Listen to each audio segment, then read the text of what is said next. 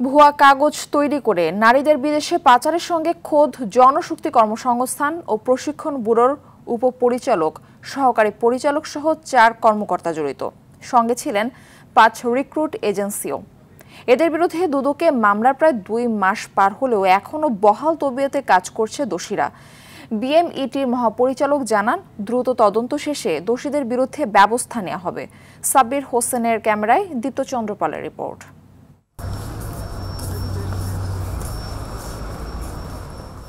প্রশিক্ষণ ছাড়াই ভুয়া পাসপোর্ট নম্বর ব্যবহার করে প্রত্যাগত দেখিয়ে শত শত অপ্রাপ্তবয়স্ক কিশোরীকে পাঠানো হচ্ছে মধ্যপ্রাচ্য সহ বিভিন্ন দেশে। দীর্ঘদিন ধরে এসব কাজ করে আসছে জনশক্তি কর্মসংস্থান ও প্রশিক্ষণ ব্যুরো, বিএমইটির কর্মকর্তা এবং এজেন্সির মালিকরা। কিভাবে এমন অনিয়ম হচ্ছে তা জানতে বিএমইটির অফিসে যায় আরটিভি। দেখা মিলে সেই উপপরিচালক মোহাম্মদ সাজ্জাদ হোসেন সরকারের। তবে ক্যামেরার সামনে কথা বলতে রাজি হননি তিনি। বাকি দোষী বিএমইটির কর্মকর্তারা আরটিভির উপস্থিতি টের পেয়ে সরে পড়ে। যেহেতু দুদক একটা ওনাদেরও তো একটা দায়িত্ববোধ, কর্তব্যবোধ আছে।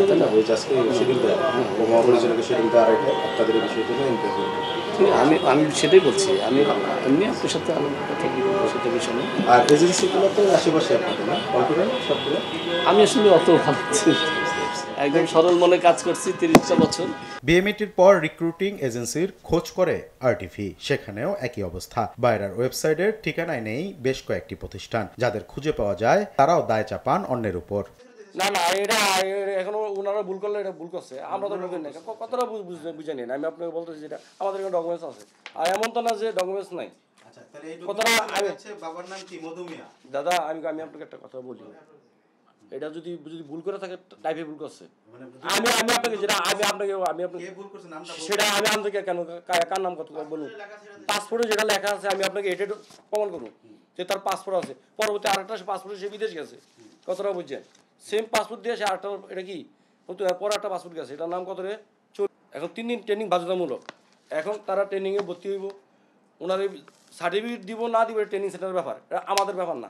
আমরা সাবমিট করছি, কথাটা বুঝতে পারছেন? আমরা সাবমিট করছি ট্রেনিং সেন্টারে সার্টিফিকেট দায়িত্ব। খাদ্য আমার যাইতে পারবো না যেতে পারে হেরায় বলবো। বিএমইটির মহাপরিচালক বলেন, তদন্ত শেষে দোষীদের বিরুদ্ধে ব্যবস্থা নেওয়া হবে। আমাদের ট্রেনিংয়ের একটা প্রবলেম হয়ে যাচ্ছিল যে তারা রিটার্নি যারা ফেরত প্রত্যাগত, এটা আগের থেকেই অর্ডার করা, তাদের ট্রেনিং লাগবে না। তো তারা রিটার্নি হিসাবে যাচ্ছে ট্রেনিং ছাড়া, এবং সেইখানে 2-1টা ফেক ঢুকে যাচ্ছে।